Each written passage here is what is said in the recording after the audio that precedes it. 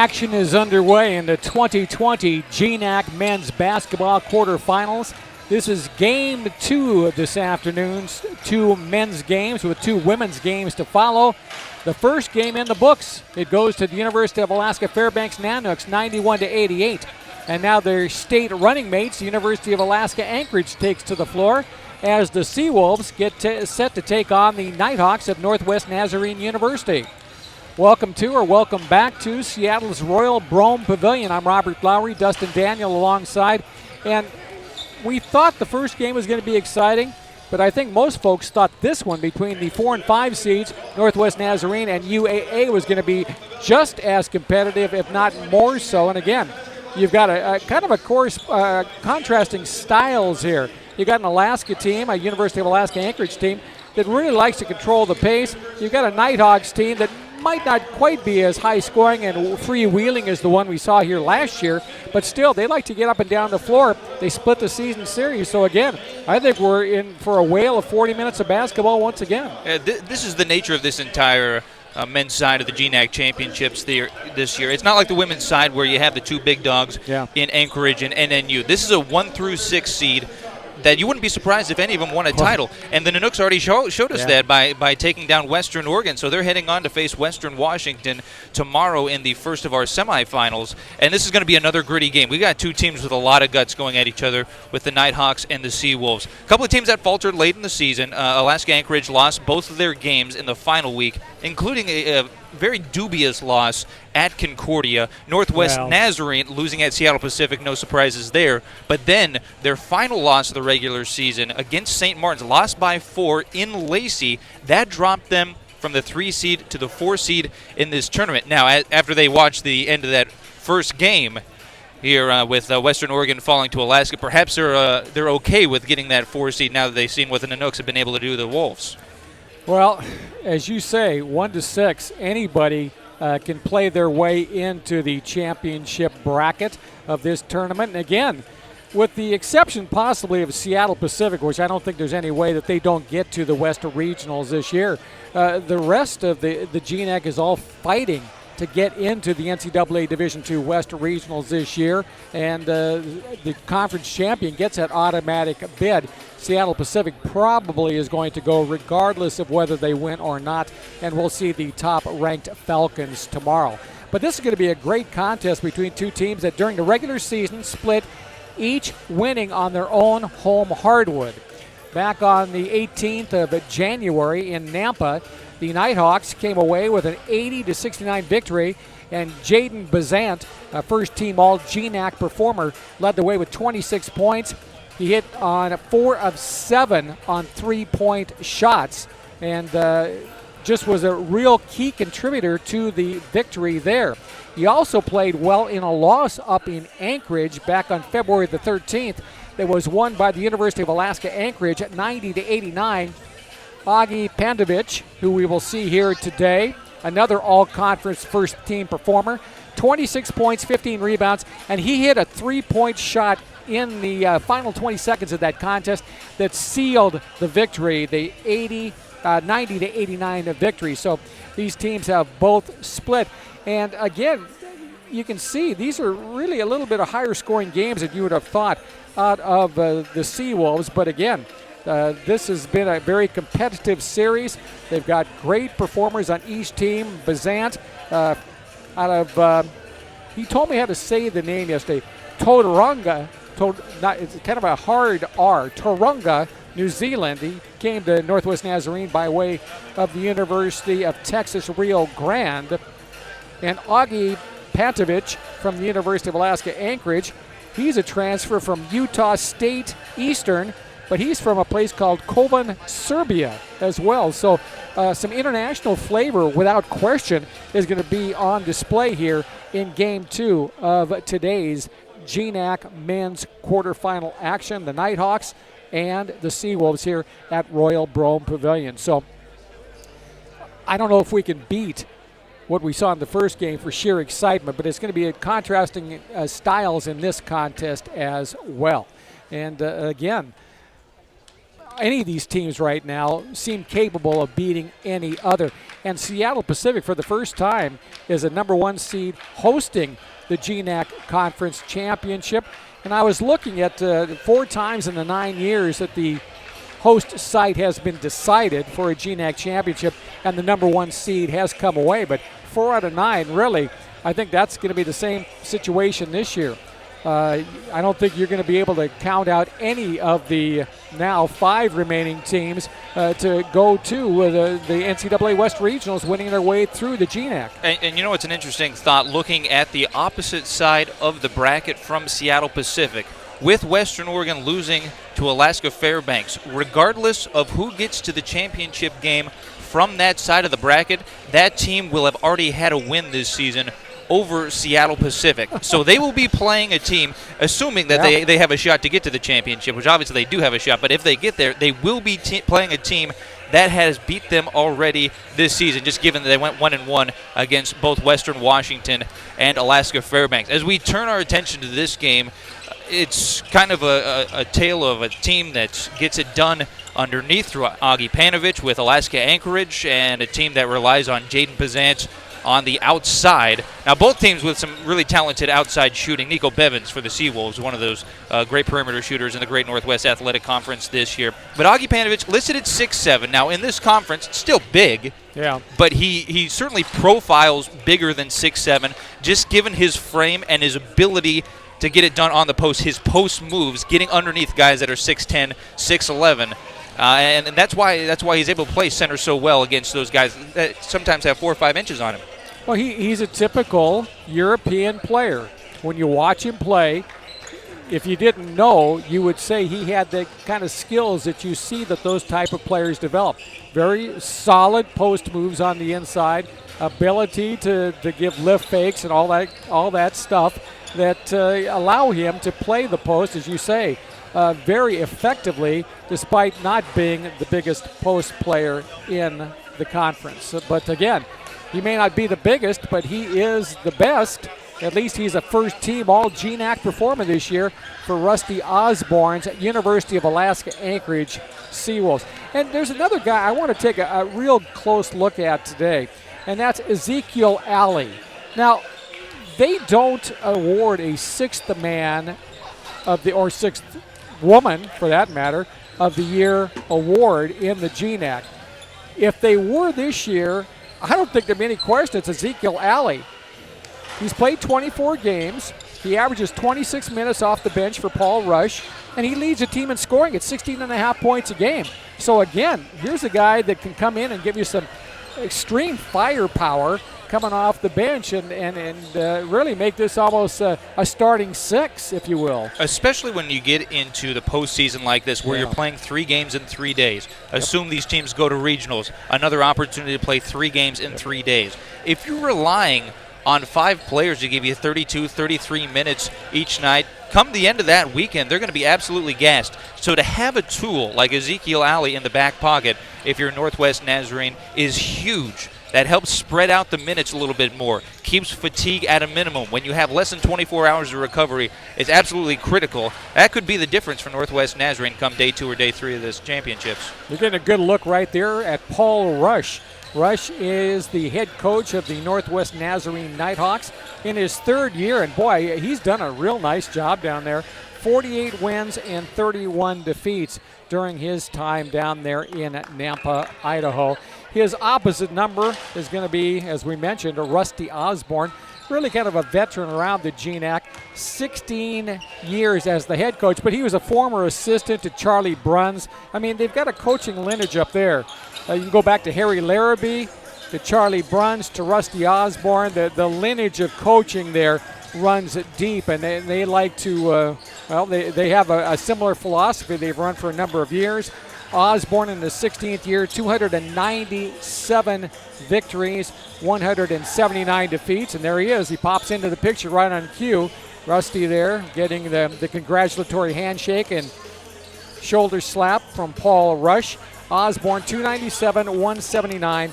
He is the 2008 GNAC Coach of the Year, or I should say he was the 2008 GNAC Coach of the Year. By the way, that honor this year went to Grant Leap, the head coach here at Seattle Pacific University. But again, Osborne, no stranger to the coaching community, no stranger to coaching success on the hardwood.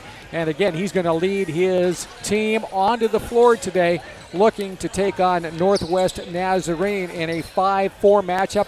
Alaska 5th and Northwest Nazarene 4th. On the season, UAA 18-13 overall, 11-9 in GNAC play. And they played 4 neutral floor games, but they're on a 2-game losing streak coming in. Now, in terms of Northwest Nazarene, 15-10, 12-8 GNAC play. They have not played, and this just absolutely confounds me because I don't think I've ever seen this before. They haven't not played one single neutral floor game this year. They have not. And they're also on a 2-game losing streak as they get set for the conference tournament here today. But again, the floor is the same. It's made out of wood, same size. Rims still same height above the floor. Free throw lines are still the same. But all that said, is there anything to be gained from being able to play on a neutral floor? On a neutral floor, I don't know as much. Now, just given the state of how college basketball seasons are set up, it's certainly a shock to not see at least a couple, if not one tournament at the beginning of the season where they go somewhere and catch a neutral site game. A floor that's not your own is going to be the same no matter where it is. Now the atmosphere, not having to deal with a hostile crowd, that's going to be something different. So if anything, it'll play to their advantage because they are used to playing in those road games where they have to deal with a team who's comfortable on that floor. They practice on that floor. They've taken thousands of shots on that floor. Now they get a chance against a team who's just as uncomfortable as they are, and only playing one game here this season. Yeah. So if anything, it plays to their favor. I wouldn't say it's more of a disadvantage not having a neutral site game, but it's certainly unique. Yeah, I'm very surprised. In all the years I've had the pleasure of calling college basketball, I'm not sure I've ever seen this before in either the men's or women's team. But again, hats off to Northwest Nazarene if they were able to get some good home games this year. Starting lineups being announced. First of all, this is University of Alaska, Nico Bevins. And that's Tyrus Hosley. Bevins, 6'6" senior out of Beaverton, Oregon. Hosley, a 6'1" senior from Vancouver. And there is the big fellow, Augie Pantovic, 6'7" junior from Kovan, Serbia.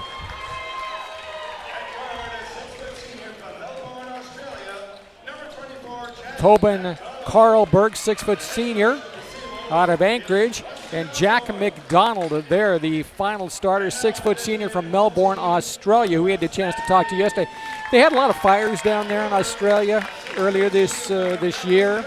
He was very instrumental in Anchorage trying to raise money to help the people who were displaced in Australia. So hats off to him in that regard. As far as Northwest Nazarene concerned, here is George Reedy, 6'5" freshman out of Edmonds, Washington. The first player out was Alberto Diaz, 6'7" senior out of Nogales, Arizona. This here is Olamilekan Adetuji. Adetuji out of Lagos, Nigeria. Followed by Sam Roth, 6'3", junior, Salem. And those are the 5 starters. So Sam Roth, Alberto Diaz, George Reedy, Jaden Bazant, and Olamilekan Adetuji for Northwest Nazarenes and Nighthawks, the number 4 seed. And for Alaska Anchorage, again, Nico Bevins, Tyrus Hosley, Tobin Carlberg, Jack McDonald, and Augie Pantovic. So again, we've got, let's see, Australia, Serbia, Nigeria, New Zealand. And New Zealand. It is Northwest Nazarene in the white uniforms. They are the higher seed at number 4. And in the gold uniforms, the Seawolves. Officiating crew, Jeff Flowers, Shannon Conley, and Kirk Grodhaus. And the tip goes to Alaska. And the Seawolves will work it down to Panovich immediately. He's going to drive inside, lift fake, step through, can't get a shot away, throws it away. Steal by the Seawolves, or I should say by the Nighthawks, and a missed shot at the far end of the floor. Reedy got the steal, went down floor, missed the shot, and on a rebounding play, ball tipped out of bounds, so it'll stay, or go back over, we should say, to the University of Alaska Anchorage. McDonald against a 2-2-1 full court pressure defense. Near side handling. They work it down low, and well, there's a jump hook in the lane by Pantovich. Got the feed from Hosley, and Pantovich is able to give the Seawolves the initial lead. Seawolves opening in a man-to-man defense as well. Bazant with the basketball. They work it to a runner in the lane as Roth is able to put it up and in. So the score is tied. And again, Northwest Nazarene wants to push the tempo. Alaska Anchorage certainly much more comfortable keeping the tempo a little slower. Diaz with a three on the outside, missed it. And that's a nature of Alaska Anchorage's size with the posts they're putting on the floor. Don't play as well in transition. I should say that was Diaz with the miss previously. Here's Anchorage working in the corner and pulling up and hitting the shot this time. It is Bevins. Bevins missed the three previously, but he hits the two there that gives the Seawolves a 2-point lead. Cross-court pass. Northwest Nazarene working with the basketball. I think I'm going to go with Anatuji's nickname, Spider, on the inside. Nice drive on the baseline right. Alberto Diaz is able to come up with the basket and knots it at 4. McDonald with the basketball. Bounce pass off right. Hosley to Pantovich. Gets it back. Augie going to spin, and he'll be called for the offensive foul. That was Anatuji right there. Pretty good defensive positioning. I tell you, he's a pretty athletic big fella. Watch him here. Shuffles the feet. Has that right hand, puts it into his body, and Anatuji certainly went with it.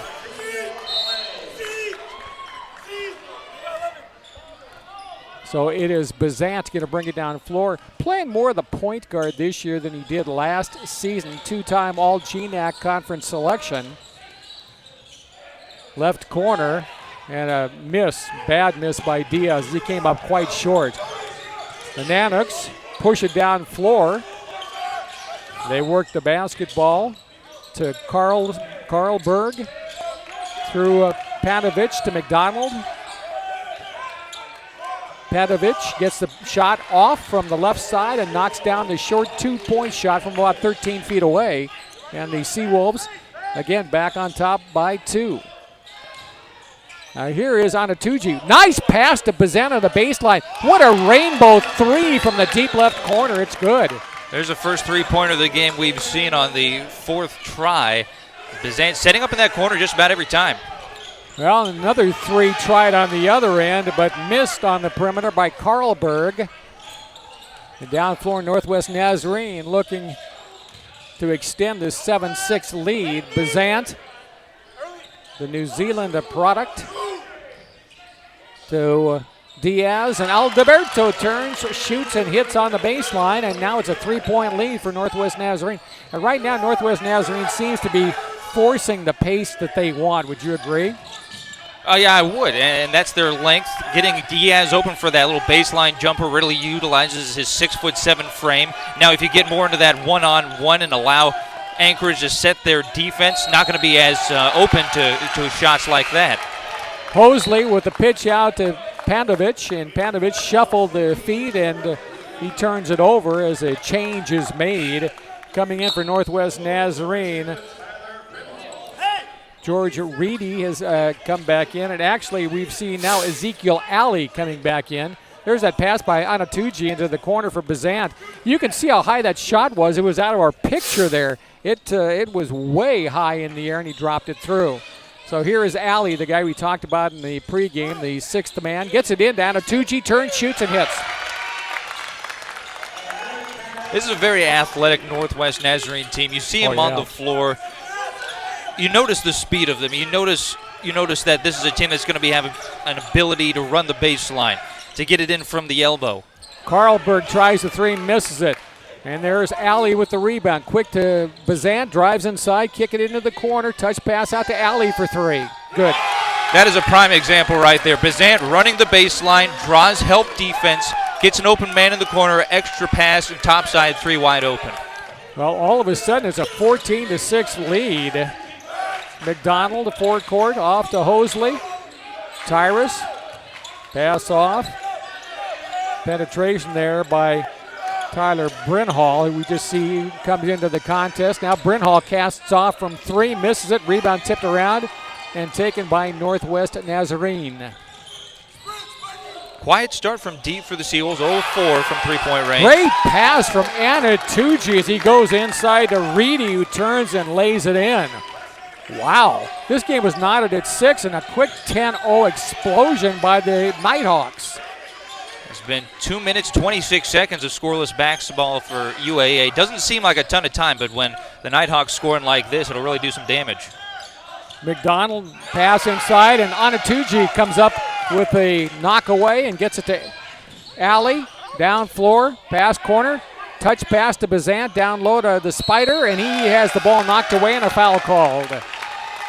So it is going to be Olamilikan Anatuji, I believe, going to the free throw line, but not before we have our first break in the action. Well, there is another basket by Northwest Nazarene, who has gone on a 10-0 run. Back to live action here as the basketball is going to be out of bounds. There's been a change for Northwest Nazarene as Jalen Fox, 6'1" freshman out of Las Vegas, has checked in. He's the man making the baseline inbounds pass.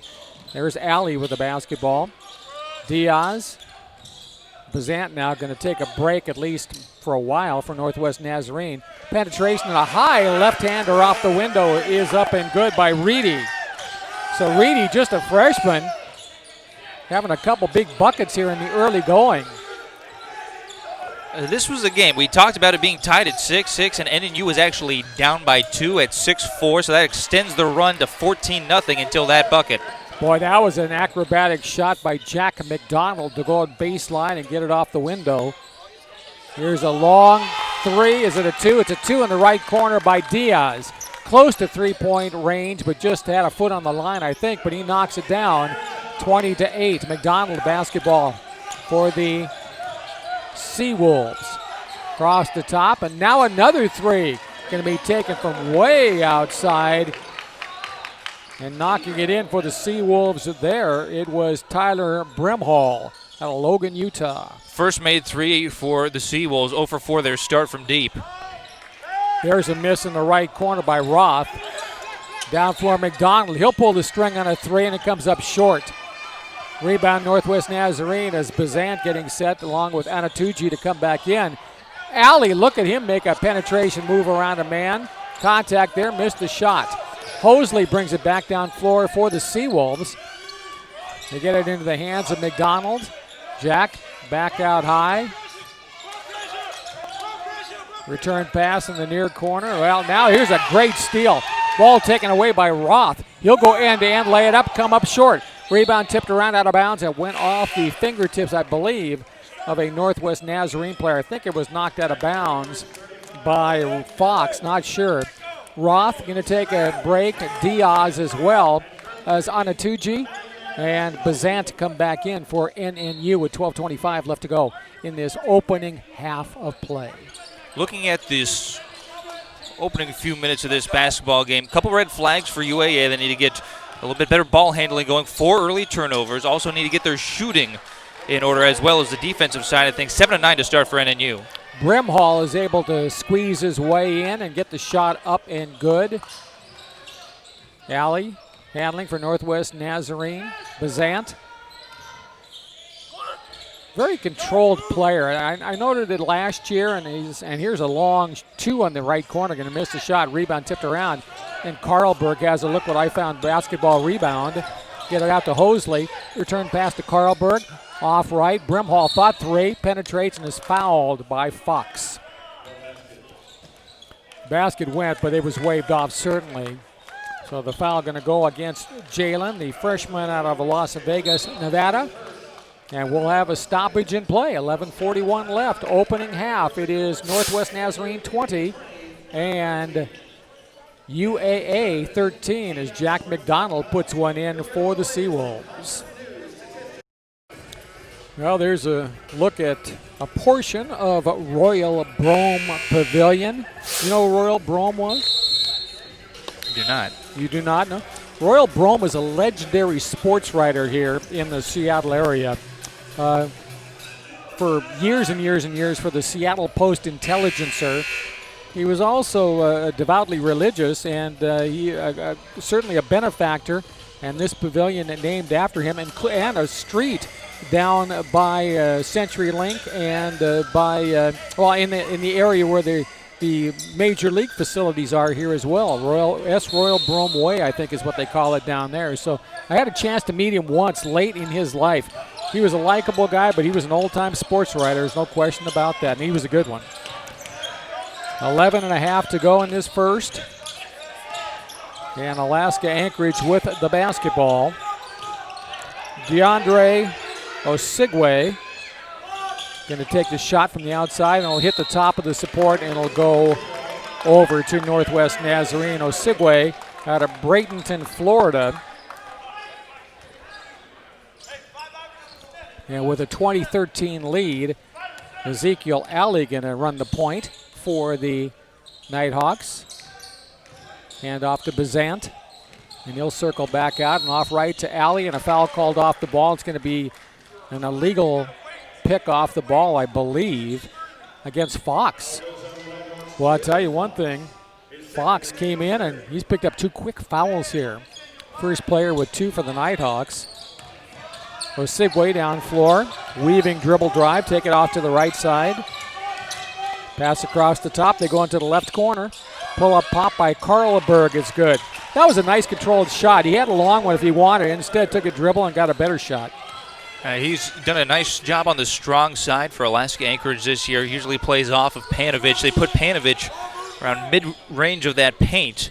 Opens up Karlberg when that help defense drops in on him. Fox, Alley, three on the way, bounces off the rim, rebound taken down. Brimhall with the rebound. Osigwe, left-hand pass to Karlberg for another three, and boy, that was well short. Alley going to push it back the other way. Really tested his range with that one. Good 5 feet or so beyond the arc.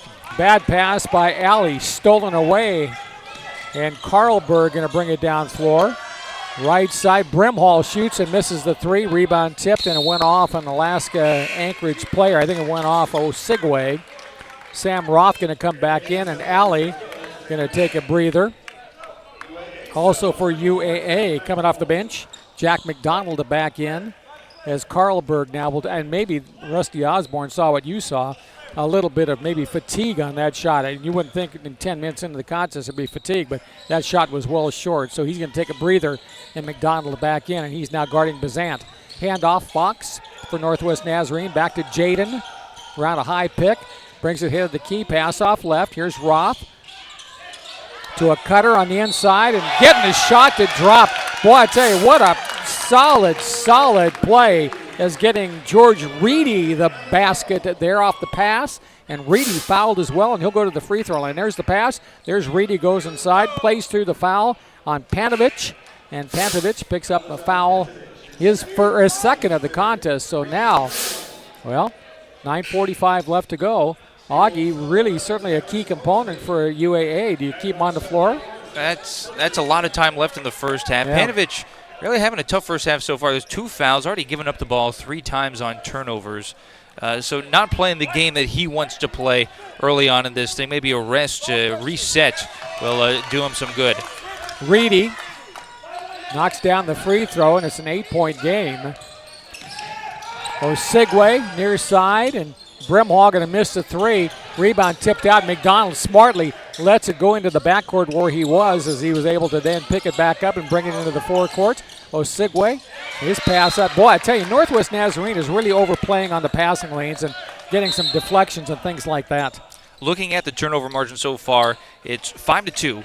But it was at 1.50, and a lot of those came early on. 4 of their 5 turnovers that they have forced just in the first opening minutes of this basketball game. Anchorage starting to adapt to the speed of their defense, helping out a little bit, have been able to hold on to the basketball a little bit more. But we're still seeing those deflections. Yeah, and you saw one right there. And the officials talking to Paul Rush, the head coach of Northwest Nazarene. He's in a little bit of a conversation about something. Not exactly sure what it is. You can see Rush there. Good look at the head coach of Northwest Nazarene. I'll tell you one thing. He exhibits the intensity that is exhibited by his players. He does. When you look at him on the bench, he's a very likable coach. There's no question. I've had the opportunity to talk to him, and he's very friendly. But his demeanor on the bench, it's all business. And certainly if he was on the other end of that spectrum, low-key, probably seen the same on the floor. Has to happen at the leadership level with these coaches, head and assistants. Osigwe, get it off to Hosley, who's returned. And here is Osigwe, going to penetrate, pull up about 10-footer and knocks it in. DeAndre Osigwe with the bucket, 6-point game. Now Osigwe D'ing up on Fox, who goes behind the back. Get it off to Roth. Left corner, Reedy. Misses the shot. Osigwe everywhere. Gets the basketball, and here he comes out of backcourt on the fly. Bounce up ahead. Brimhall going to shoot the long one and knock down the 2. Well, boy, as we saw in the first game, no lead seems to be safe here today. Bazant, Roth, or make that Reedy, lost the basketball. Fox picks it up. They work to the right side on the baseline. Bazant, look at the left-hander. That was impressive. The natural right-hander went inside with a left hand and got it to drop. Wow. Tough play at the iron. Looked like he had all of his momentum stopped when he collided partially with one of the defenders. Went with the left as his body's starting to come back down. Has to put a little extra on it, and just to be able to gauge that and re-meter how you need to put up that bucket, it's got to be a tough thing to do. Well, there's a big drive and a shot that is up by Tyler Brimhall for the Seawolves. Fox back the other way, goes inside, shot blocked. And Osigwe going to bring it out of backcourt. Off to the right side, Brimhall in transition shoots a long 3. Boy, he's not shy, is he? Misses the shot on the perimeter, or make that Bevins, I should say. Bevins missed the perimeter shot. Now a foul called. Back down floor against Northwest Nazarene on the offensive foul. So the foul on the play brings us to our next stoppage in play. 7:46 left in the first half. It's now a 4-point game. You can see the drive right there and the shot by Brimhall. Man, oh man, that was an impressive drive here on GNAC.TV. Well, there's the Northwest Nazarene women's team, or a portion of it. They are going to be in action tomorrow, the number 2 seed, as they were in last year's tournament. And they were able to advance to the championship and win the championship over the University of Alaska Anchorage, which was the number 1 seed last year, as it was this year as well. Women's action coming up at 5:15 this afternoon. Now, if that matchup, should Northwest Nazarene and Anchorage meet each other in the championship game, if it is anything like last year, it is going to be a ton of fun. That was a Donnybrook last year, no question. McDonald guarded by Bazant. Here's McDonald, pull up, misses the shot. Rebound taken down by Roth. That was Australia going up against New Zealand right there. Right side, Alley, who has come back in for Northwest Nazarene. Anatuji, off left to Roth, spins. Kind of mishandled the basketball a bit. Picks it back up. Aldeberto Diaz has come back in. Here, there's Bazant. Out to Anatuji. Going to penetrate. Hook pass. I think it was deflected. It was by a UAA player. But the shot clock down at 6. Looking at the defense, I should say the difference in offensive parity from game 1 to game 2. At this point in game 1, we already had Shadid Shabazz closing in on 20 points, another couple Western Oregon players in double figures. There is Alley off the inbounds pass. I'll tell you one thing, the 43 that he scored in the first game, You've got some players on this floor right now. Allie may be key among them, who also has the opportunity to put up those kind of numbers. Both these teams doing a good job so far of spreading out the offense. Both sides have had 6 separate players able to contribute points at this point. Nico Bevins with 7 for Alaska Anchorage on the other side. Reedy's got 7 as well for the Nighthawks. Carlberg has returned to action, as has Hosley, who has it there. And there's Bevins, the guy you talked about. Nico going one-on-one on Diaz, shoots and hits. Wow. That was an impressive shot. That's a much-needed 3 for Alaska Anchorage as well. They were 1 for 11 from deep before that one. That number tells you they're still not afraid to take the shot from deep. It's just cold, deep range at this juncture. Diaz misses the shot, and Northwest Nazarene could tie on a 3 here. Bevins in the right corner. Nico going to work it through Hosley, out to Carlberg. Strong-bodied guard gets it back out to Hosley. And now a little bit of a mismatch. Hosley being guarded by the much taller Roth. Carlberg with Allie on him. He'll go inside, put it up off the window, missed the shot, and Anatuji is able to snatch the rebound away. Roth penetrates, left-hander off the window, no good. Anatuji put back, good. I'll tell you, he's a quick jumper. He gets up, gets the basketball, and got it back in quickly. 5-point game. Lift fake, that's got to be a travel, and it is on the inside against David Riley. Wasn't bad footwork, it was just a little bit ahead of his putting the dribble down. Yeah. Well, and again, right now they have Riley in their place of Panovich and Augie on the bench with those 2 fouls. Both teams still staying pretty much man-to-man for the most part. I don't think we've seen much zone out of either. Little zone pressure, but that's about it. Roth, basketball, Northwest Nazarene, far side of the floor. From us, here's Allie with the basketball. Look at him penetrate, gets it to Roth, 3 in the corner, it's up and it's going to be off the rim, no good. Rebound tipped around. Well, I thought Anatuji was going to get it, but instead it goes to Hosley, and Tyrus going to bring it down floor in the lane. Pass off to McDonald. That was Bevins. Gets it off right. Hosley down low. That guy we just talked about, Riley, going to work on the inside. Out to Hosley for 3, good. That's some incredible range from Tyrus Hosley. We've seen him do that in several games this season. Not afraid to take deep threes, and he'll do that throughout the night. Allie says, I'm not scared to take a 3 either, but he misses it. McDonald gets the rebound. Hosley back the other way quickly. Just 4:20 left in this first half. Boy, I tell you one thing, Bevins did a nice play there to save that possession to Hosley with a runner in the lane, no good. Riley, and a held ball situation on the inside with Anatuji as they both grab the rebound, alternating possession. The ball will go back to Northwest Nazarene. You can see it right there. Look at them. That's the epitome of 2 players having the basketball simultaneously, without question, simultaneous possession.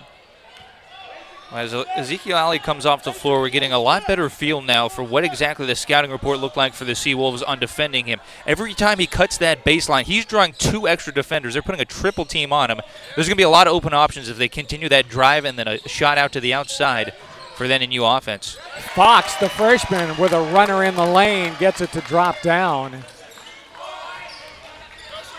Northwest Nazarene enjoying a 4-point cushion, but boy, there's a quick drive on the baseline and a score by Brimhall. Fox running the point right now for Northwest Nazarene. Now the ball over to Bazant. It's been kind of quiet after an early 3. Penetrates, goes inside, lays it up again. That's and Bazant again, with he the uses left hand. the left hand. Yeah, he's loved going with that left hand. That's 7 for him now. 3 of 4 from the field. Brimhall in the right corner knocks down a 3 that cuts it to a 1-point game. Northwest Nazarene works inside to Bazant, penetrates. Boy, I tell you one thing, that's a tough luck shot for him. Rebound tipped around off of Anatuji last. And back over to the Seawolves as Alberto Diaz comes back in. Here's a last shot in the corner that was up and good by Brimhall, who's been a big breath of fresh air from long range off the bench. Timeout on the floor here. We'll be back with more on GNAC.TV. Welcome back to the 2020 GNAC Men's Basketball Championships. And well, there you can see Nico Bevins with a deep three. I'm Robert Lowry. Dustin Daniel is alongside you. You've been looking at the statistics. What jumps out at you? Three-point shooting. It's been a very streaky game, as basketball is bound to be. And then you got off to a decent start from outside, but they're one of their last 7 from deep, whereas UAA, 3 of their last 4 from three-point range as they put up another. Well, Hosley misses that one, and Anatuji snatches the rebound, gets it to Fox, and here he goes the other way. Now, as we look at the percentages on those, both teams not shooting particularly well, both in the 20s, but Anchorage having the better of these last few tries. Diaz misses on a 3 for the Nighthawks. Tell you, Brimhall has been good from long range. He's hit a couple. Near side McDonald, guarded by Bazant, and a foul called. Jaden Bazant going to pick up a foul number 1, the 6'2 senior guard. And that is his second. So each team has a player. Pantovic for the Seawolves, and now Bazant for Northwest Nazarene with 2 fouls each. Jalen Fox as well for the Nighthawks with a pair. So they got a couple guys in trouble. Both on the floor as well. Here's a penetration move by Hosley. Misses it, but a foul call late. And look out to the camera crew for Altavision down there. Doing a great job from the GNAC tournament. Look out, Mike Neubauer. Here he is coming right at you, Mike. And there's a good look at the 33 of Anatuji. At the free throw line after the foul, it is Hosley. Free throw line this year, been good. He hasn't been up there much. This will be his 51st opportunity, 43 of 50, 86%. Boy, I tell you, that was a good-looking stroke. That one hit nothing but the bottom of the net. Anatuji going to check out. As in for Northwest Nazarene, Roth returning. Roth and Diaz up front with Fox, Alley, and also Reedy for Northwest Nazarene. McDonald, Hosley, Carlberg, Bevins, and the 5th out there, Brimhall for the Seawolves. And we're inside the final 2 minutes of this first half. Reedy with a left-hander. Boy, oh boy, how did he get that to go? Kind of a left-handed throw off the glass. Yeah, that was a lot of luck in that one for Reedy. He meant to go with the left hand, but that was a little bit of an out-of-control play. Lost control of the basketball. And it was the last second before he got behind the bucket, put it up, got lucky. Brimhall, handoff, McDonald, Bevins, Hosley. So 4 of the Seawolf 5 players on the floor have touched this possession. And the shot clock is down at 2 as Hosley shoots and hits. Actually, that ball was going through the netting with 1 second left on the shot clock. 36-35 as the Seawolves take the lead on that shot as well. Roth, Alley. I'll tell you one thing, Northwest Nazarene, their offense is stagnated a little bit. And down floor, Diaz with a jumper on the right baseline. They were pushing it a little more early, but right now they have kind of really slowed down as the pace has become more in the favor of UAA. This is a NNU team that led by a dozen, and now in danger of going into the locker room with a deficit. 35 seconds left. Let's just keep things right here. 37-36. We'll have a guest for you at halftime.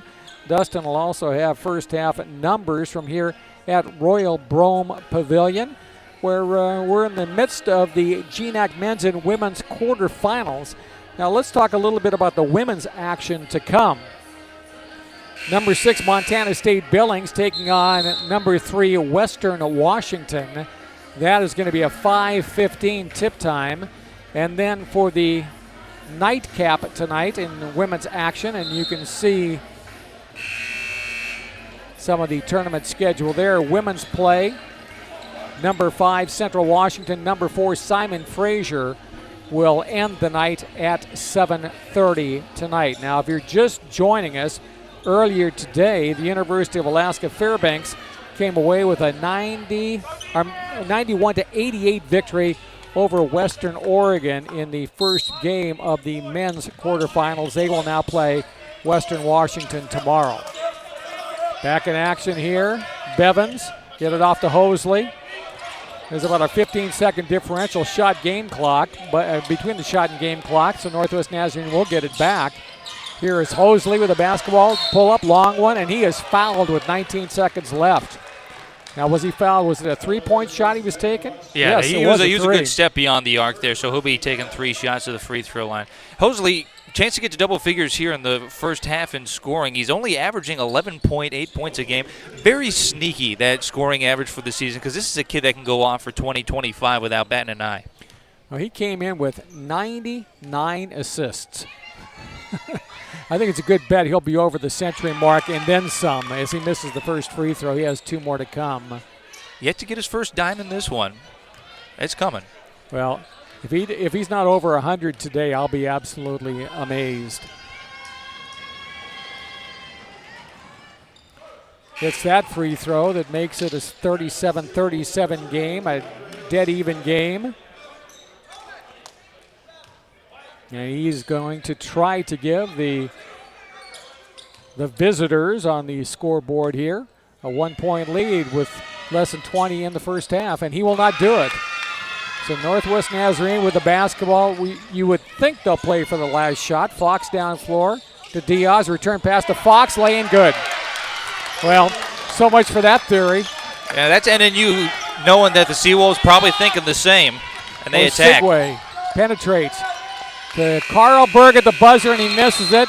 And the Northwest Nazarene on that late Fox bucket.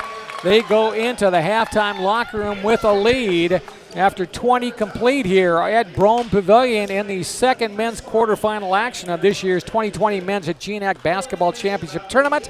It is Northwest Nazarene 39, Alaska Anchorage 37. Our halftime report and an interview with a special guest coming your way shortly right here on GNAC.TV.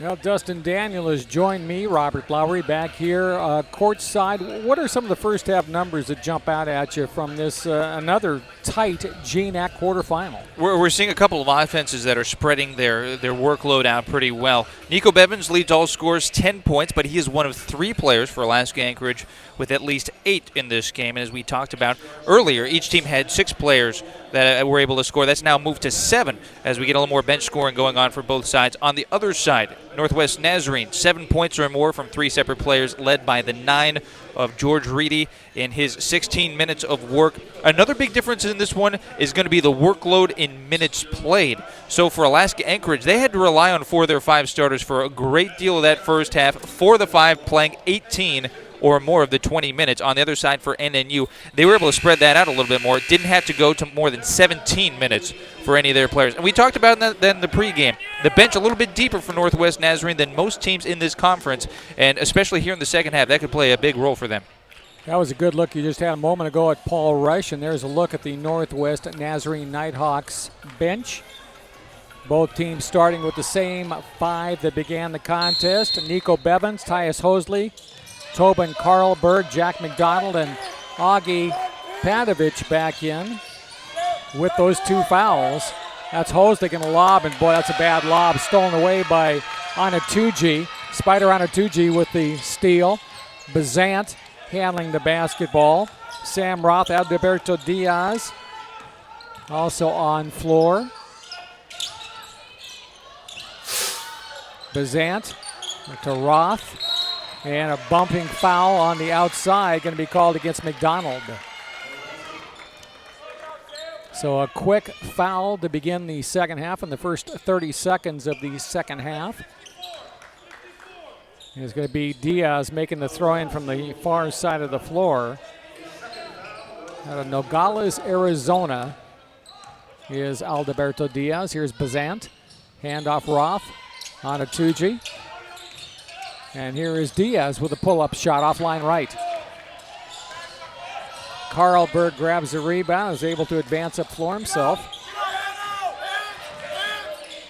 Bevins. And here's Carlberg, looks to penetrate. Follow-away jumper. It's going to, roll in and out. That's a heartbreaker. That's a tough break for the Seawolves. Looked like it was down, took a bad bounce off the iron, comes out. Tremendous feed, and actually even a better catch by Diaz, who lays it up and in. Bazant with the pitch. The catch by Diaz, who laid it up and in. And then Diaz warned, I think, about hitting the basketball as it came through the netting and going out of bounds. Yeah, it looked like it must have been a delay of game warning on him. Didn't think he did anything, but they're going to nail him for the warning nonetheless. Carlberg with the basketball. Tobin, hook pass.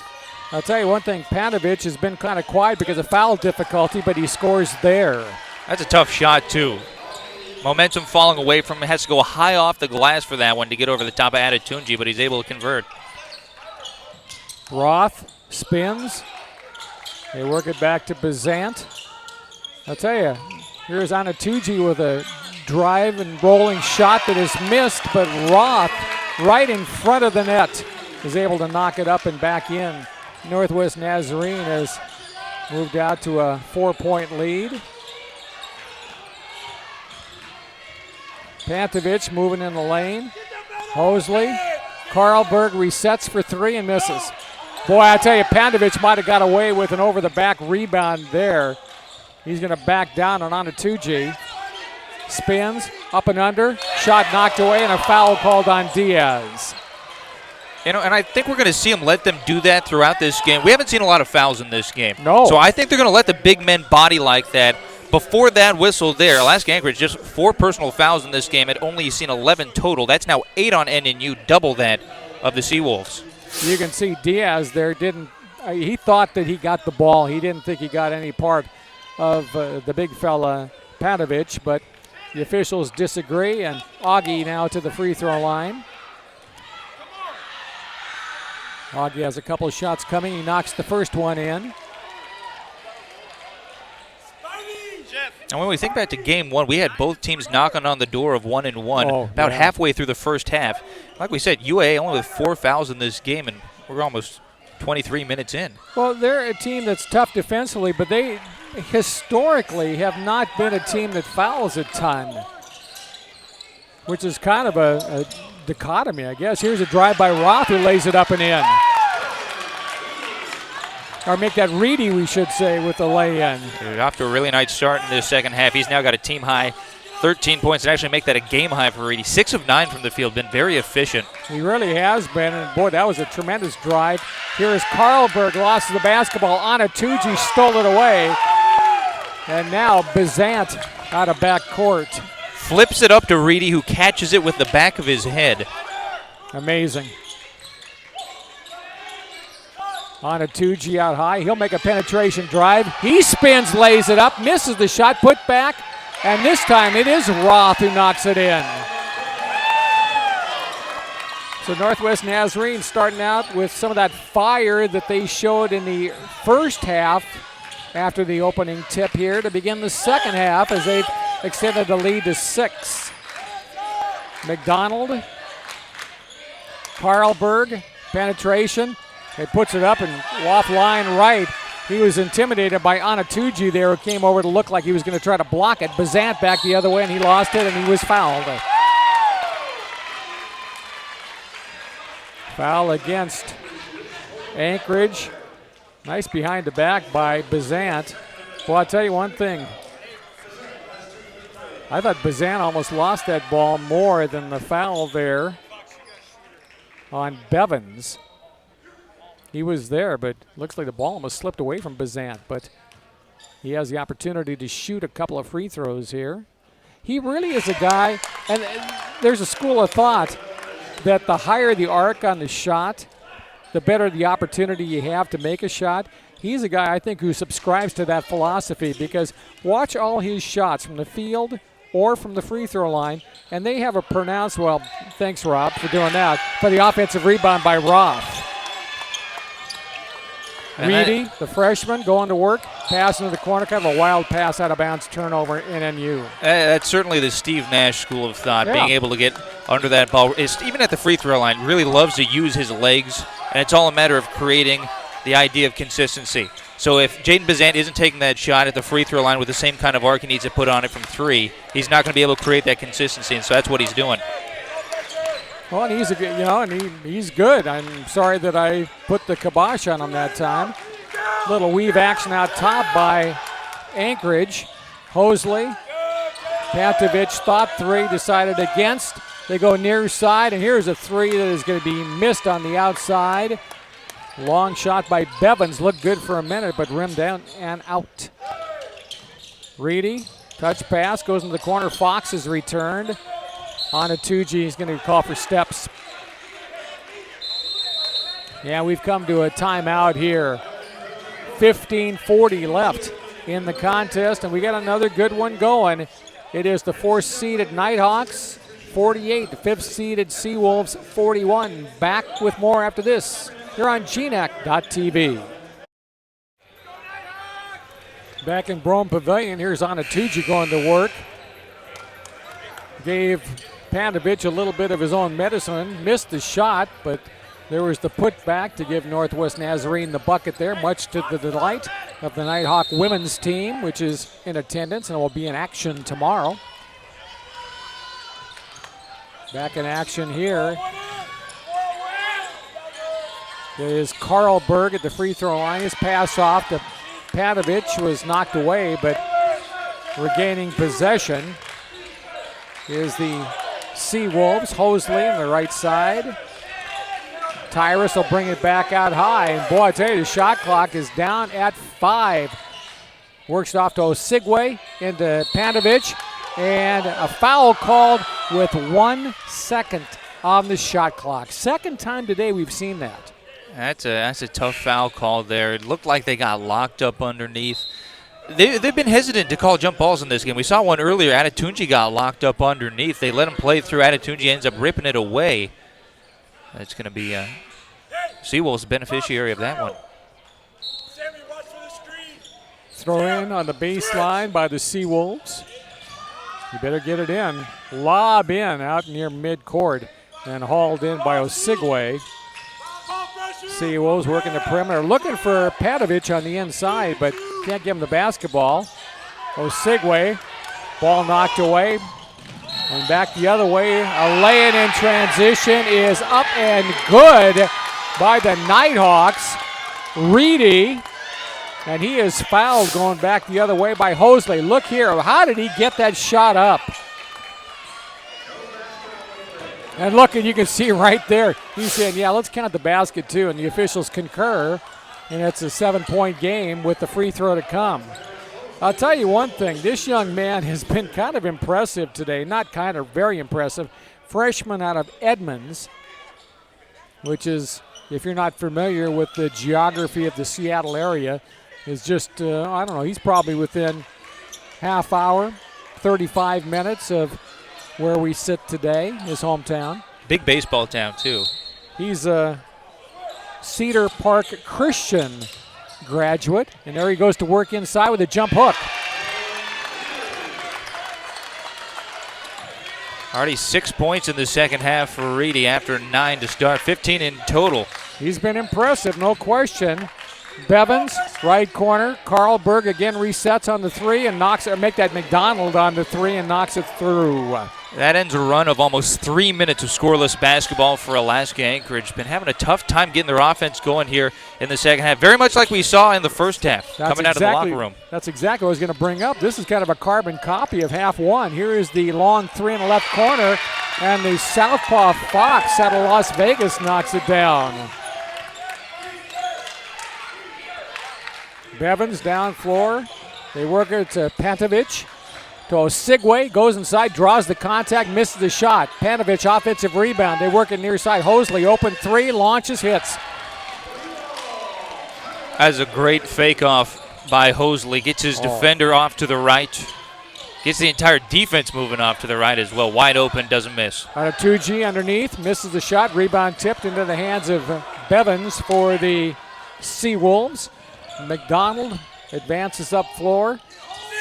Down low to Pantovic. Underneath the hoop. Osigwe reverse lay-in good. He's throwing a lot of hesitation into his game, and it's turned into getting a couple men in the air. Nice pass over by Pantovic, too. It was a good pass. Ball knocked out of bounds. And a foul called as well. The foul against Bevins. Here's the play underneath. The offensive rebound there. Kick out. Swing it right. Boy, I tell you, you're right about the fake by Hosley. The defender jumped over to, it appeared the man he was going to pass to, and he got a wide open look. Fox to throw it in. Underneath the hoop to Anatuji for the lay, and it'll count, and he got fouled. Great set play there. Attention for Alaska Anchorage got drawn to the corner with that man going for three. Adetunji then cuts into the left block. Trailing defender behind him catches him from behind, gives him the +1 opportunity. So Spider at the free throw line. Here's a good look at the young man from Lagos, Nigeria. Misses the free throw, rebound tipped. Well, I tell you, okay, it is going to be Anchorage basketball. There are a couple of players who hit it simultaneously. Anatuji, only a 66% free throw shooter, so that wasn't much of a surprise, I guess. Osigwe inside, puts a left hand up and gets it off the window and gets it to drop. He almost looked like he kind of pushed off with that right hand Fox a bit. Yep. 7 minutes gone in the second half. Anatuji this time gets a lay-in again. Brilliant feed from the perimeter. You know, Osigwe, not a big guy, just 6 foot he's listed at, and probably a generous 6 foot at that, but really able to utilize his lack of size to get around those larger defenders. Hosley with the long three, missed it. And a rebounding foul on the inside. And Bazant, I think they said, is that who it was? Yeah, Jaden Bazant. Now let's get the basket before. There's Anatuji. Went inside and was able to get it past Brimhall. But that foul, that last foul against Northwest Nazarene, is the third on Jaden Bazant. And he is going to be immediately taken to the bench. And there he is, going to take a seat for a few minutes at least. Osigwe, guarded by Fox. A little shake and bake move, going to take it to the baseline, kick across court.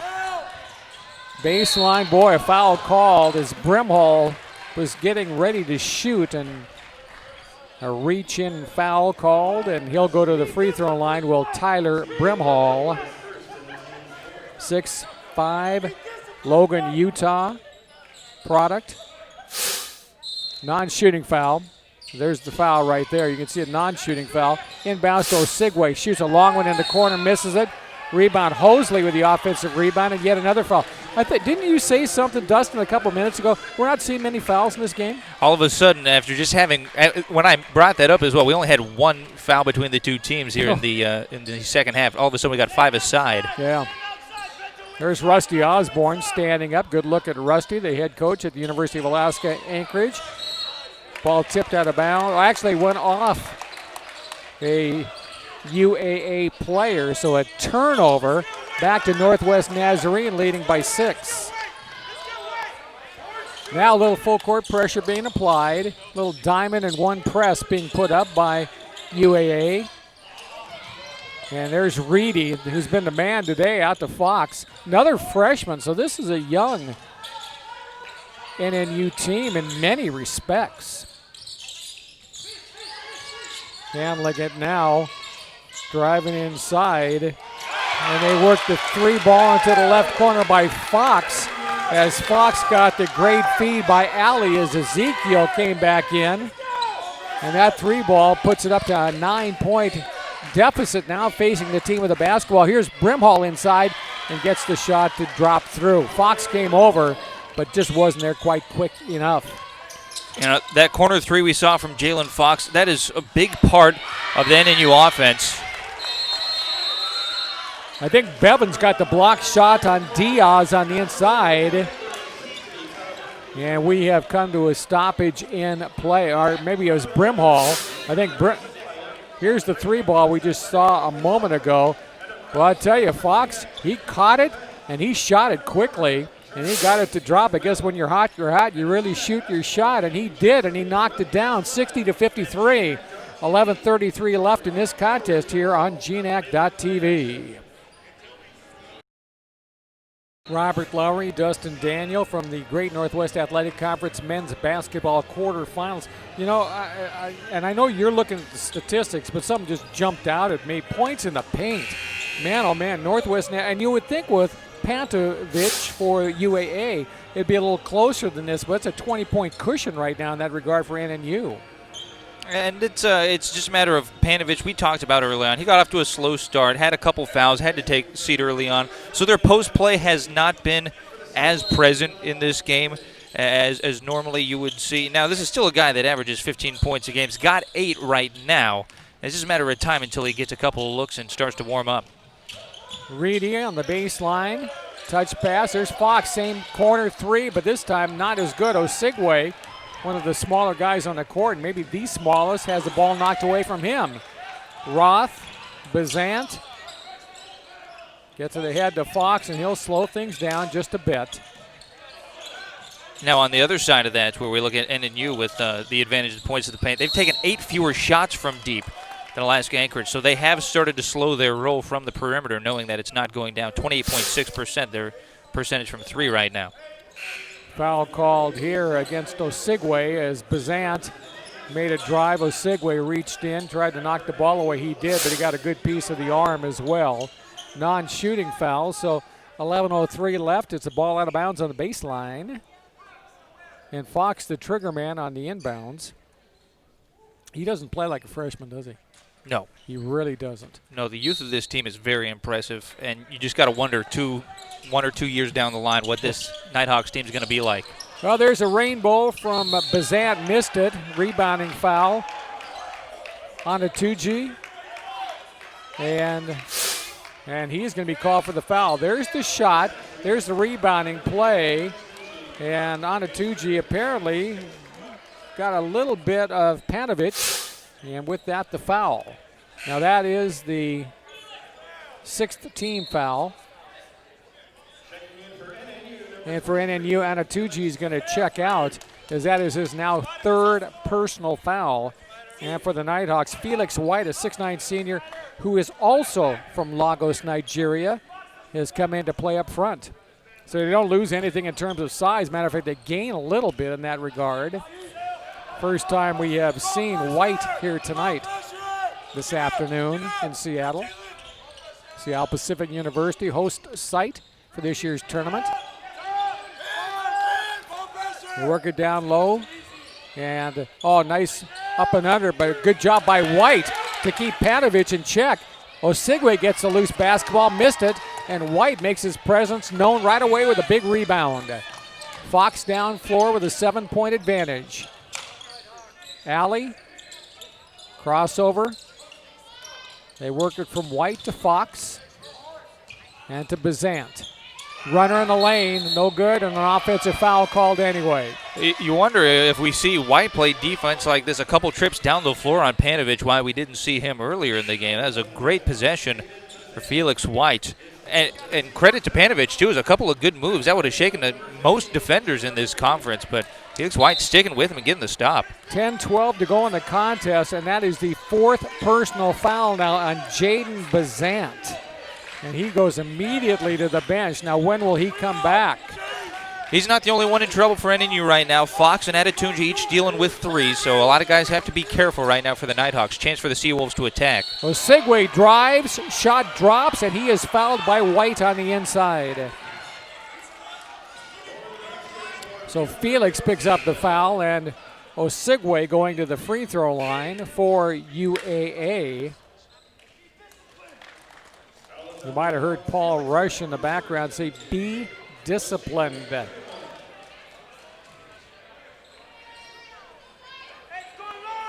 Free throw to come here for Osigwe. 67% free throw shooter. But boy, that shot didn't look like a 67%er. And he'll head to the bench now as Tyrus is going to return at the point guard, Hosley.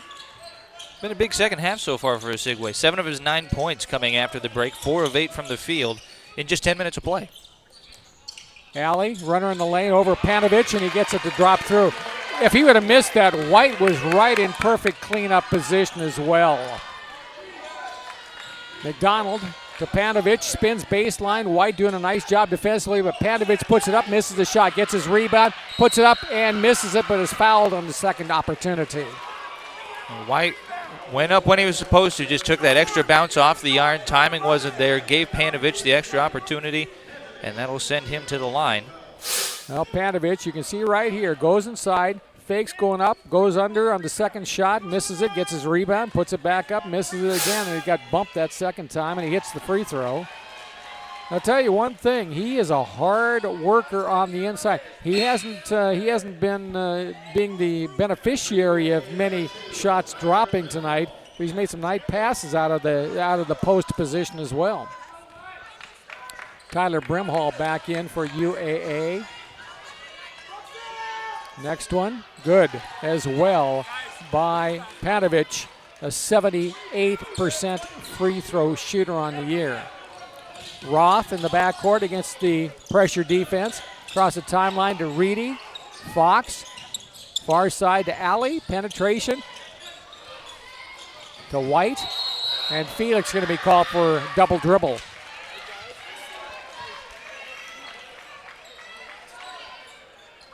That's not one you're going to see too much in a collegiate basketball game. And at this point, that's been a rare turnover for Northwest Nazarene. It's only their 7th, and at this juncture of the game, that's taken very good care of the basketball. Brimhall resets on a 3, missed it. Rebound, tipped around, and Reedy comes away with it, gets it off to White, running, and that's not where you want to get the big fella. Reedy made a pass kind of at the feet of White, and you can see it right here. And White just not able to come up with the basketball. That was such a nice stutter step by Reedy, too. It put his defender off on the wrong side of where the pass was going. He drew his attention by looking off to his left, throws off to the right, and White. And that's one of the troubles with post and transition, is that's going to be a tough play to make if you're as big as White is. White heads to the bench as Zach Ferguson comes in. He's trying to match up inside and does a pretty good job with Panovich, despite giving up about 4 inches in size. Alley down floor, takes it to the hoop and misses a shot, but he is fouled. That is going to be the 10th team foul on Northwest Nazarene. So at the 8:29 mark, it's going to be a 2-shot opportunity from here on out on every foul for the University, or for Northwest Nazarene. I got that backwards. 9 on the Northwest Nazarene team, 7 now on UAA, and Alley, recipient of the free throws there, and he hits them both. And so, for UAA, 7 of the 10 they've had in the game come here in the second half, only 3 before the break. Well, there's been a lot more fouls in the second half, and it's been called a lot closer in the second half. McDonald, basketball, off left. They work it down low. Pantovich somehow was able to hold on to it and kick it back out to save the possession. Northwest Nazarene really starting to get more aggressive defensively again, as you can see right there. And a travel called as Pantovich lost the basketball. And then on the scramble for it underneath, I guess Brimhall had it for a second and apparently either shuffled the feet or did something to cause the infraction with 8:05 left. So Northwest Nazarene, and again, they do this frequently where all of a sudden they'll just turn up that defensive intensity to 10. And they did right there. Roth with the basketball, handoff, Alley. Nope, now he gets it. Goes away from his screen, runner. No good. Brimhall rebound. Hosley with the basketball. Down floor. And a lay-in with the left hand off the window as Carlberg. Tobin has been a bit quiet here in the second half. That was a big bucket there, making it a 4-point game.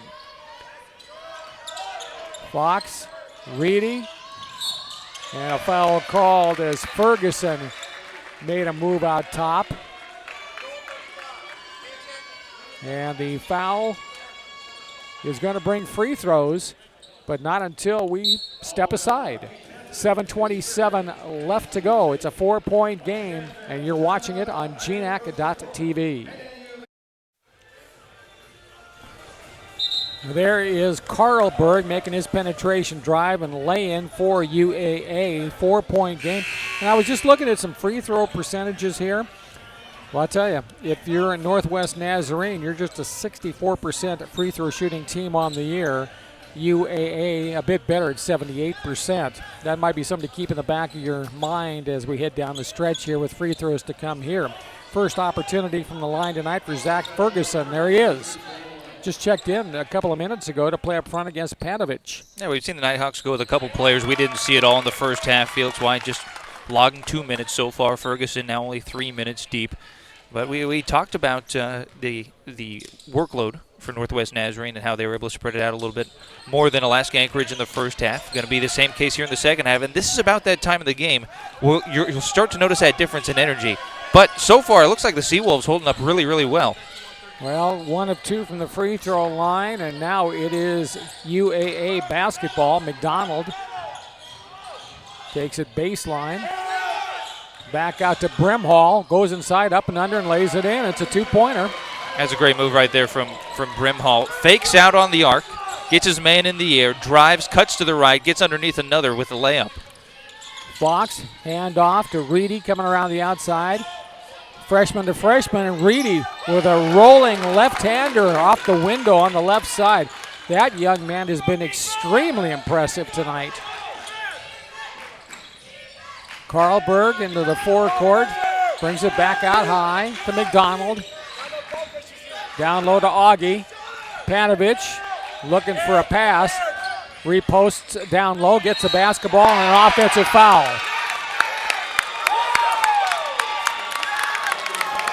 And I tell you, good defensive presence there by Zach Ferguson. Panovich now with his 4th personal foul, and there's no question about it. He kind of led a little bit with that right arm. Well, Ferguson doing exactly what he's brought in to do, be the difference maker in the second half with fresh legs, and that is a very important 4th foul on Panovich.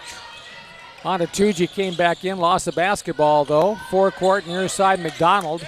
They work the perimeter, does UAA. Penetration and a pass cross court. Carlberg had the ball tipped. It'll stay UAA basketball. Substitutes both ways as Nico Bevan's going to return for the Seawolves, and Sam Roth going to return for NNU. And again, we haven't seen Jaden Bazant since the 10-12 mark, so he's been on the bench almost a little more than 4 minutes. Headed the key. Brimhall fakes the 3, resets, goes to McDonald. He launches and hits. Brimhall dangerously close to getting in the air on that one. Just barely avoided the travel by keeping his toes. Makes the extra pass to the left, and it pays off for UAA. 2-point game. And here is Reedy. Spins, left-hander, rolls, will not go. Tipped up and in, though, or put back, we should say, by Roth. I'll tell you, Reedy seems like he has just been able to answer when you think UAA is going to be able to maybe get back into the lead here in the second half. Defensively, he's had a really great second half as well, sticking right on these Anchorage guards and helps with that takeaway. Brimhall lost it. Steal by the Nighthawks.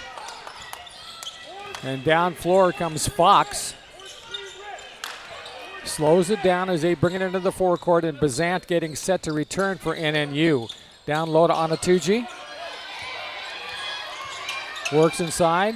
Pass, cross court. They work it from Reedy to Roth. Back to Reedy. Crossover dribble. Fall away free throw pop. Way off line. A little bit too strong. Back ironed out to Hosley. Tyrus down floor in this 4-point affair. On the baseline going inside, McDonald got the foul blocked. Or make that Carlberg got the shot blocked and a foul called on the inside against Roth. There's the penetration. Well, I tell you, pretty close. Got the ball, maybe got just a little bit of the arm. It looked like the point of contact was Roth's wrist, and it looked like it caught a lot of basketball on play at the iron like that. It's so tough to tell. And you can see Roth there still pleading his case, saying, no, I got the ball. So Carl Berg at the free throw line. Hits that one. Tobin, very reliable at the stripe, 83%. He's now 41 of 49 on the year. Here's Bazant back into the game. Have not seen him in a while. Again, he'll be playing with 4 fouls. Yeah, only 8 points in this game for him. He's been out since the 10-12 mark, so he's sat out more than 5 minutes of this contest. And Panovich is on the bench now. When do you bring him back? With the 5 that NNU's putting out there right now, Adetunji on the floor, Bevins can handle him. I think you're all right giving Panovich a breather for a while. Let him go hard for the last 2-3 minutes or so of this basketball game. Adetunji off to Bazant. Pass near side. Roth for 3. Off the rim. Adetunji had his hands on it, but here's the outlet back the other way to a cutting Brimhall who lays it up and in. Just cherry picking down floor. Got the nice pass ahead by Hosley, and it's a 2-point game, or it's a tie game at 69-69, tie game. Brimhall now 6 for his last 7 from the 4, getting him to 15 points. Carlberg going to be called for a reach-in foul on Roth. That's not a good size matchup there. Carlberg at 6 feet and Roth at 6'3". Here's the pass ahead. And boy, I tell you, Roth got back quickly, but not quite quickly enough. And a nice transition bucket there. And we are knotted at 69 each with 3:53 left. It's a 2020 GNAC Men's Basketball Quarterfinals here on GNAC.TV. Robert Lowry, Dustin Daniel from here at courtside at Brougham Pavilion at Seattle Pacific University. Boy, our first quarterfinal matchup between University of Alaska Fairbanks and Western Oregon was a 91-88 win. And this one between UAA and NNU is at 69-69 heading down the stretch as Roth misses the first free throw. It's not going to be as high scoring as the first game, I wouldn't think, barring some really offensive explosion here in the last couple of minutes. But boy, it looks like this one's going down to the wire too. Next one by Roth is good. We've seen 2 very exciting basketball games, and the nature of the 2 games has been very different. It's nice to see the different sides of how these teams are going to match up. Now, they are on different sides of the bracket, so it's not like we're going to be seeing 2 very different teams matching up in that second round. But the parity between these 2 teams today has been very fun to watch. Bevins off to Carlberg. Pass inside, getting loose and putting the shot up. Hosley on the inside, put it up over the taller Roth and got it to drop. So now it's UAA, the 5th seed, the visitors, with a 1-point lead. Alley back in, Ezekiel crossover. Boy, that was a quick move, missed the shot though. And the rebound taken down. Brimhall, who's done a nice job off the bench here this afternoon for UAA. Gets the pass off from Hosley. And Tyrus comes back out. He's guarded by Alley. That's a good matchup there. Tyrus going to try to set the offense. Inside double digits on the shot clock as he hits it from about 18 feet, 17 feet on the left side and makes a 3-point lead. Back inside, a missed shot by Northwest Nazarene, and UAA looking to extend this lead. A fadeaway jumper for Hosley. Outside of Shadid Shabazz, he might be the best fadeaway shooter in the GNAC, as that's almost automatic for him each time from 17 feet. Got a look there at the Northwest Nazarene University women's team for just a second. 2:23 left to go. 3-point lead by UAA, and we'll be back with more right here on GNAC.TV. Well, if you were Paul Rush, the head coach at Northwest Nazarene, and I told you that you were shooting 51% from the floor for the game, I think you would think that you might have this one kind of in control. You would think so. The 26.7% from 3 does not help.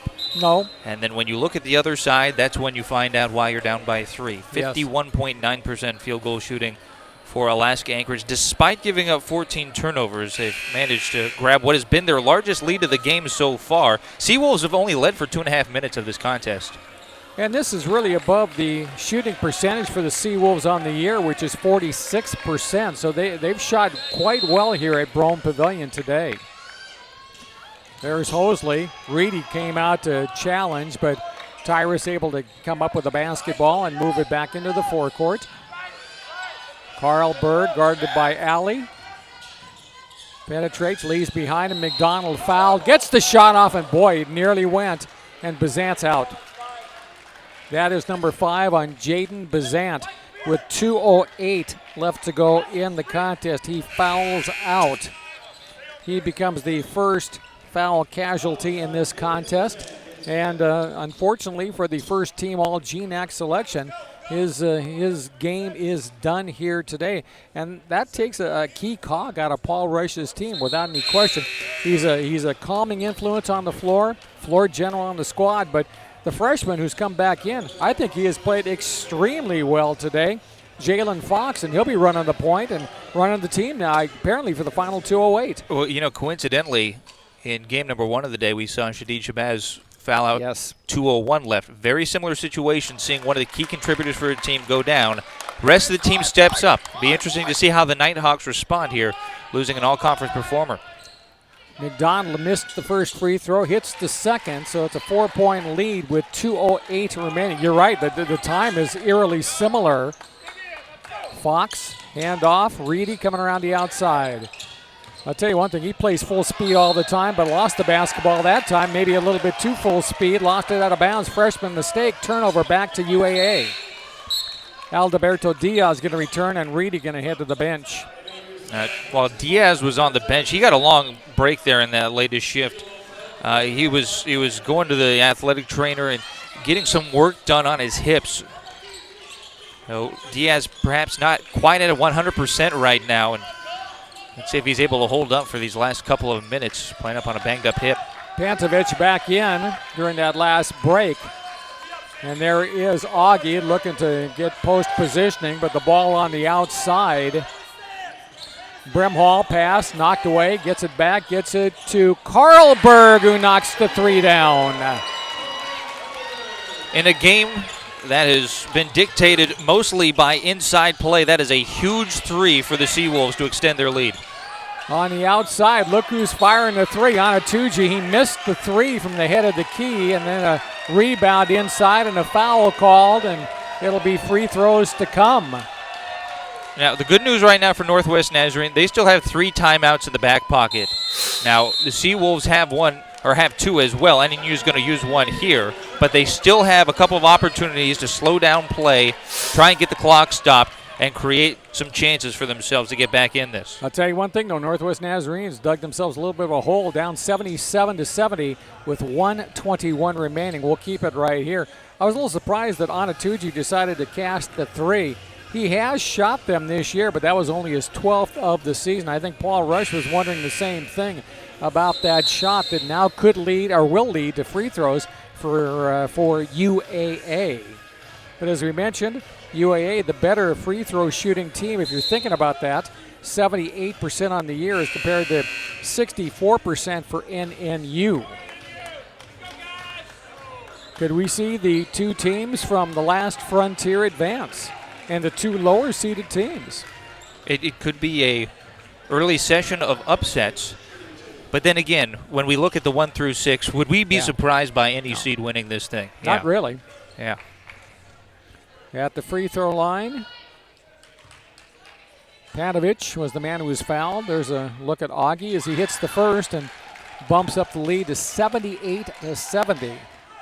Now in the women's session later tonight, the question is going to be, and we won't see it today, but going through these championships, will anyone be able to knock off the Seawolves? Western Washington's done it.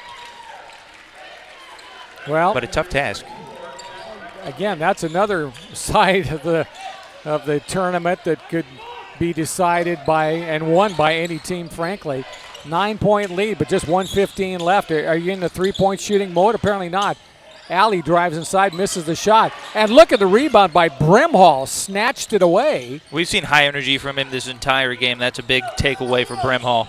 Down floor, McDonald. He's not going to shoot a three in transition, but he's going to get fouled with 59.2 seconds left by Anatucci.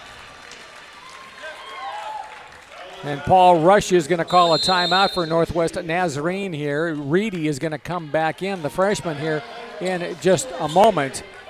59.2 seconds remaining, 30-second timeout. Let's keep things right here. And again, the winner of this contest, UAA-NNU, it gets the opportunity to take on top-ranked Seattle Pacific University, a team that got off to a very slow start. They lost their first 4 games. Now, saying that, the 4 teams they lost to, when you look at what they did throughout the course of the year, then you look back and with a little bit of perspective and say, well, that was a tough way to start the season. But since then, Seattle Pacific has really been on a roll. Again, home floor, there's never been a number 1 seed that has won the tournament on their own home floor. Yeah, there was a lot of eyebrow raising at the beginning of this season in non-conference play. SPU off to a bad start. Western Washington off to a bad start in non-conference play as well.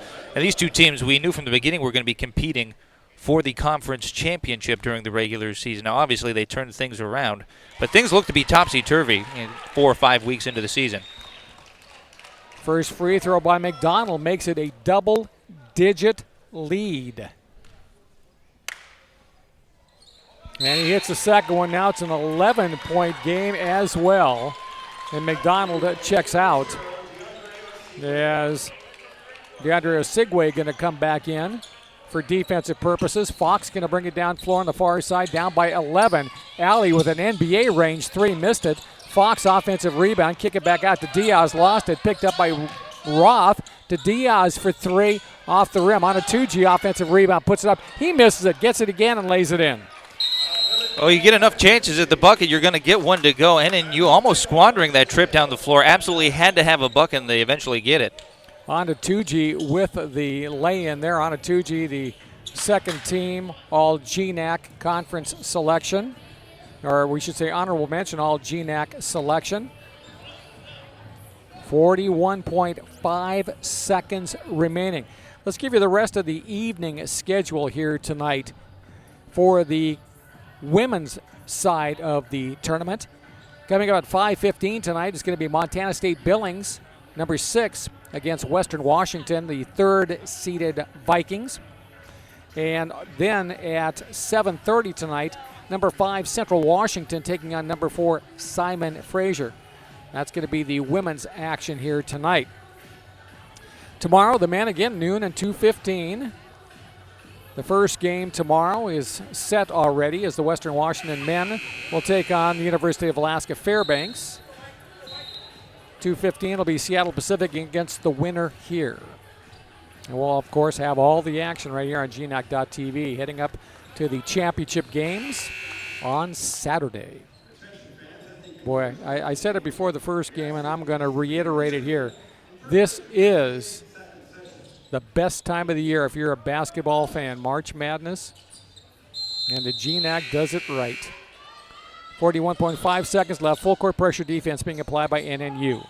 Inbounds. Hosley got it. Picks up the basketball. Gets it over to Bevins, and Nico gets bumped and fouled. So Nico Bevins heading to the free throw line where he has not been today. Nico, first opportunity is at the stripe. On the year, though, he is money. 92% free throw shooter. He's at 24 of 26, so he doesn't shoot a lot, but he doesn't miss, and he doesn't miss there.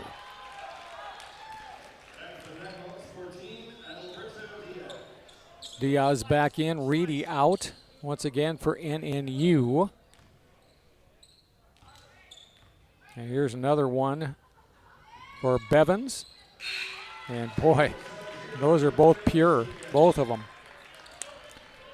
Dustin Daniel is going to have the opportunity to talk to the victorious coach that right now is looking like it's going to be Rusty Osborne. Here's Fox down floor, picked up by Brimhall, drives by him and lays it up and in.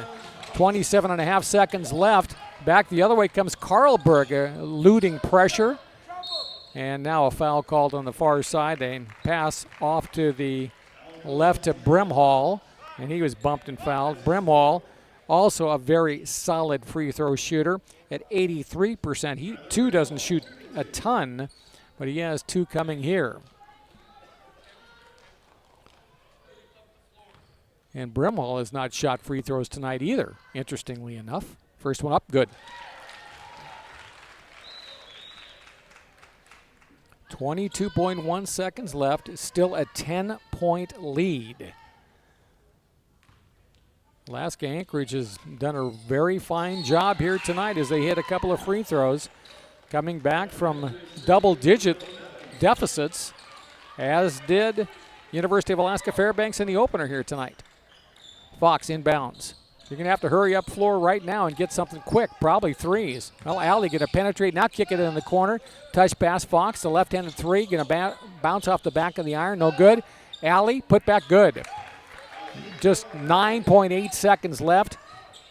85-76, inbound to Carlberg. Weaves, gets it up ahead. Osigwe, he's just going to let the clock expire, and that is going to do it. 85-76. The final score here as the 2 lower-seeded teams, number 5 and number 6, advance.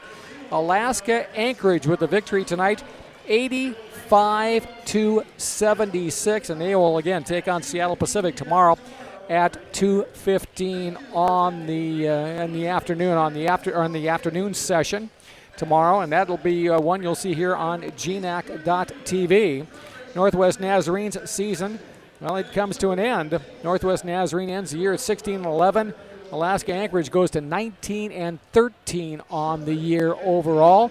And we're going to have the opportunity to hear some remarks from the head coach of the victorious Seawolves as we send it down to courtside now, where Dustin Daniel has a chance to an opportunity to interview Rusty Osborne.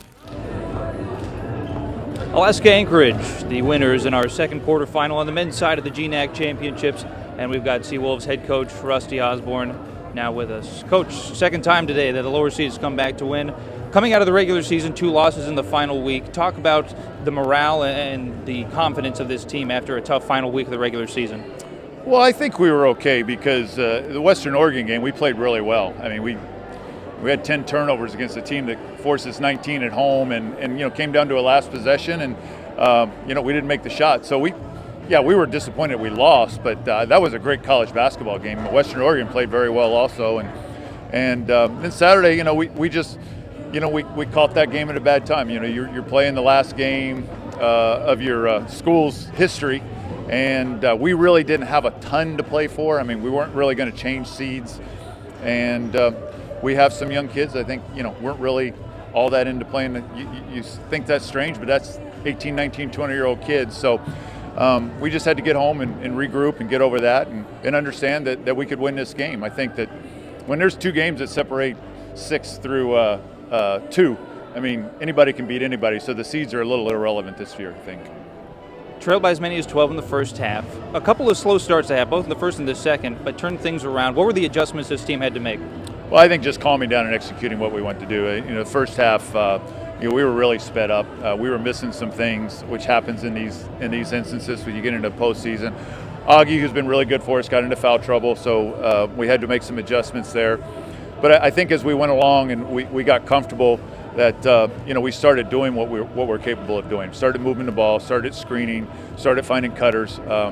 We were missing those early, and when you get in this level, if you miss an opportunity, it might not come back around for you. And so we were able to take advantage of it, and then our shooters made some shots too.